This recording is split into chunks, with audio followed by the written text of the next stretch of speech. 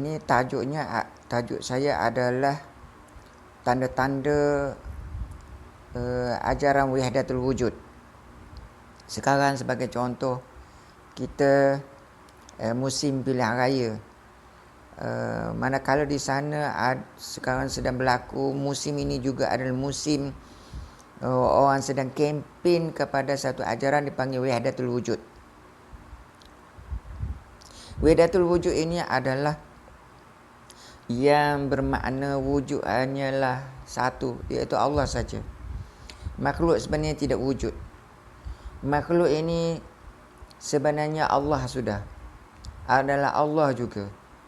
Ini ajaran yang berakhirnya dengan menyebut Syekh Akbar dia, Syekh utama Wahdatul Wujud ini, Ibnu Arabi, yang menyebut bahawa aku tidak tahu sama ada siapakah yang disembah, siapakah yang menyembah.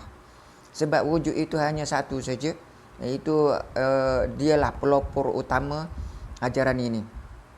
Bahawa berakhir dengan mengenali bahawa kita ini sudah Allah, kita dalam alam ini adalah Allah, maka siapalah yang disembah dan siapa yang menyembah. Dia keliru walaupun dia orang alim, dia keliru. Dia telah sesat, kemudian dia nak kita juga ikut dia. Dan ramai sekarang sedang berlaku musim ini adalah musim juga, saya kata musim pilihan raya, tapi sebenarnya musim juga adalah ajaran penularan ajaran sesat ini, iaitu mengatakan wujud hanya Allah SWT. Kita ini tidak wujud.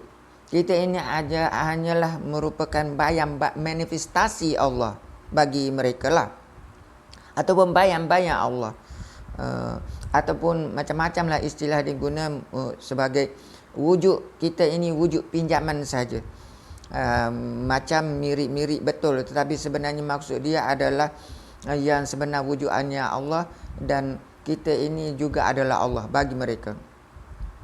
Jadi kalau nak kenal wahdatul wujud ini juga adalah mereka yang, terutama yang fahamlah, mereka lah yang faham. Yang sesat itu menyatakan bahawa Nur Muhammad itu adalah Allah,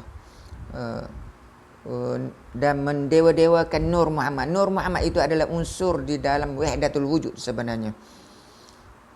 Salah satu unsur dalam wahdatul wujud, iaitu Nur Muhammad itu adalah Allah, dan kita ini adalah ada unsur Nur Muhammad.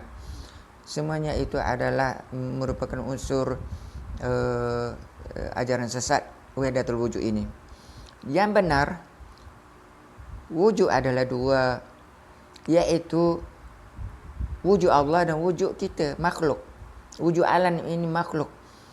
Maknanya wujud ada dua. Satu, wujud Allah sebagai pencipta, dan wujud alam ini, wujud kita dan wujud alam ini adalah sebagai yang dicipta ataupun makhluk. Wujud Allah sebagai khaliq, pencipta, dan wujud semua alam ini adalah makhluk. Itu yang betul. Kita adalah menyembah Allah, bukan sebagaimana mereka wahdatul wujud itu, sehingga tidak tahu siapa yang menyembah, siapa yang disembah.